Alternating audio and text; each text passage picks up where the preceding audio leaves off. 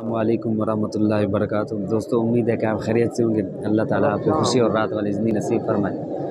ہم حرم شریف کی دوسری منزل کے اوپر نماز مغرب کے انتظار میں بیٹھے ہیں۔ عربیوں کی خصوصیت یہ ہے کہ جمعرات کو روزہ رکھتے ہیں، جس طرح کہ نبی علیہ السلام حدیث پاک میں آتا ہے کہ رکھتے تھے۔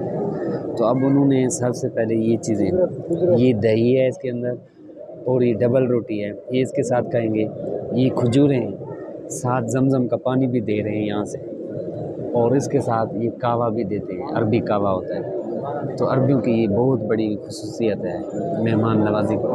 جس کو روزہ ہے یا نہیں ہے، یہ جتنا بھی مجمع بیٹھا ہوا ہے سب کو روزے کی نیت سے یہ 4 چیزیں دے رہے ہیں: ڈبل روٹی، دہی، کھجور، کعوہ اور آب زمزم، وہ رکھ رہے ہیں سب کے لیے۔ تو اللہ تبارک و تعالیٰ جو بھی سن رہے ہیں آپ سب کو بار بار اپنے گھر کی اور یہاں پر آنے کی توفیق عطا فرمائے۔